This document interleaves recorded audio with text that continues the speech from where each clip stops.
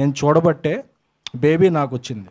ఎందుకంటే Sai Rajesh much more talented than Hrudayakaleyam Kobbarimatta అనేది ఆయన చూసిన హృదయకాలం చూసి అనుకున్నాను. ఎందుకంటే అక్కడ ఎవరన్నా ఒక రిపీటెడ్ ఆర్టిస్ట్ని పెట్టి ఆ కామెడీ తీస్తే అది అందరిలో ఒకడైపోయేవాడు.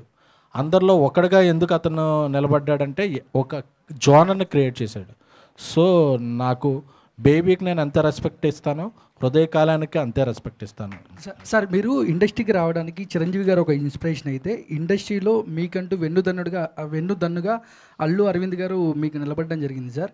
కానీ ట్విట్టర్లో కానీ బయట కానీ సోషల్ మీడియాలో కానీ అల్లు అర్జున్ గారు నంద్యాల ఇన్సిడెంట్ ఆయన వెళ్ళడం ఆయన విషయంలో కరెక్ట్ అవ్వచ్చు, బట్ ఫ్యాన్స్ అల్లు అర్జున్ గారు అవ్వచ్చు, కళ్యాణ్ గారి ఫ్యాన్స్ అవ్వచ్చు, కొంచెం వారైతే నడుస్తుంది సార్.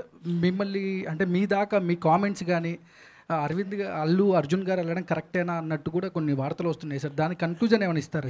ఈ విషయంలో పెద్దలు బన్నీ గారికి అత్యంత సన్నిహితులైన బన్నీవాసు గారు చాలాసార్లు దీన్ని క్లారిఫై చేశారు. సో నేను దాన్ని వేరే విధంగా క్లారిఫై చేయను.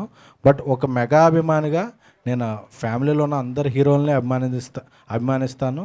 నాకు అందరూ ఇష్టం. నాకు చిరంజీవి గారు అంటే చాలా ఇష్టం. అల్లు అర్జున్ గారితో నాకు పర్సనల్ రిలేషను జర్నీ ఉంది. సో ఇలాంటివన్నీ మనం ఆ రోజు మాట్లాడుకుంటానికి బాగుంటాయి. కానీ లాంగ్విటీలో అందరూ బాగుండాలి, అందరూ కలిసి ఉంటారు అనేదే ఒక అభిమానిగా నా ప్రగాఢ నమ్మకం, నా కోరిక కూడా. వైష్ణవి గారు లాస్ట్ క్వశ్చన్.